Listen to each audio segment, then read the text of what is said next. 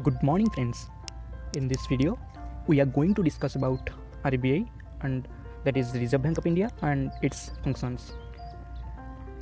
Let's discuss. First we will discuss about establishment. RBI was established in 1st of April 1935. It is in accordance with the RBI Act 1934. At first RBI was established in Kolkata, but it was shifted to Mumbai in 1937. And it is important to note that RBI was the central bank for both India and Pakistan till 1948. Then we will have the Central Board of RBI. The Central Board of RBI is appointed by Government of India with RBI Act 1934. Now let's discuss about how the Central Board is framed. Now RBI contains 21 directors, among them 5 are official director, and 16 are non-official director. The official director includes 1 governor and at most 4 deputy governor, and the non-official directors includes 10 directors selected from various field by Government of India, and 2 from the Ministry of Finance and 14 from the local board of RBI. Then RBI has 4 local boards which are first in Mumbai, then Chennai, Kolkata and Delhi, and each local board have a 5 member including the director. They have a tenure of 4 years. Then we have the board for the financial supervision. Actually, what is the board? Means what are the works of the board? Actually, this is a board which regulates all the supervisory functions of RBI, that is granting loans to banks, implementation of deposit insurance schemes, and also to inspect the functioning of the commercial bank. The board was constituted in 1994. Then we will discuss about what are the functions or role of RBI. The major function of RBI includes it is the issuer of banknote, it is the banker to the government, it is also manages the foreign exchange, it issues the currency, it formulates the monetary policy, etc. We will discuss all the functions of RBI in the next slide. Let's discuss in detail. First, it is the issuer of currency. That means the Reserve Bank of India has the sole right to issue the note, except 1 rupee note. 1 rupee note is issued by the Ministry of Finance. The currency note are issued by RBI, are declared as legal tender throughout the country. Its main objective is to give the public adequate supply of currency, and RBI also prints through the mechanism of minimum reserve system. And why cannot government print an unlimited number of currency? I have made a video, I have discussed it in my previous video, so you can check there from better knowledge. Then we will discuss about the monetary authority. RBI formulates the monetary authority twice a year. It reviews the policy every quarter. The main objective of formulating monetary policy are to control inflation, to control the bank credit, and also to control the interest rate.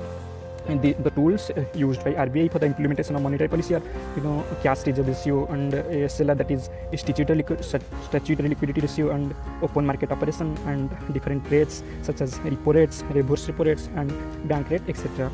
Then we proceed towards the next function, that is third function. It is the regulator of supervisor. It is the regulator and supervisor of financial system. RBI has been assigned the role of controlling and supervising the banking system in India.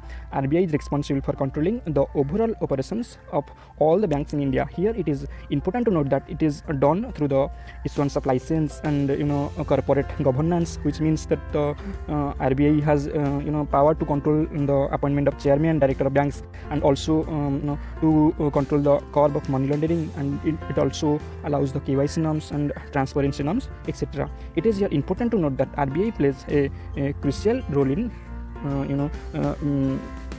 managing the banking system. Then moving towards the next function, that it manages the foreign currency reserve.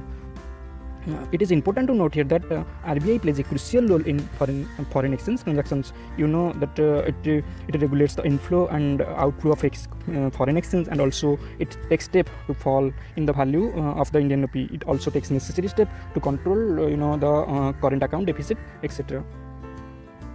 Then let's proceed towards the next and the most important function of RBI, that is it is the regulator and supervisor of payment and settlement system in India.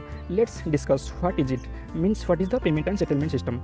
The RBI has taken many initiatives towards introducing and upgrading safe and efficient mode of payment system in the country, like paper-based paper-based payment system, electronic payment system like ECS credit, electronic fund transfer like NEFT, RTGS, and other payment system like mobile banking, ATM facility, etc.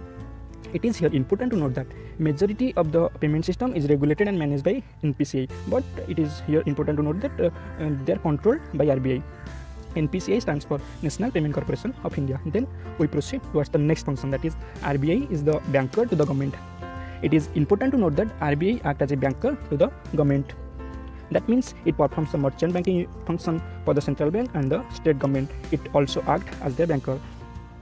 As the government's banker, what RBI do is it provides the short-term credit to government to meet any shortfall in receipt, as well as the means, the ways and mean advances in the RBI give to the central banks, the commercial banks. In return, RBI also keep their balance on current account deposit with RBI, and at last the RBI also act as a banker to the banks, as it maintains the banking account of all scheduled commercial banks.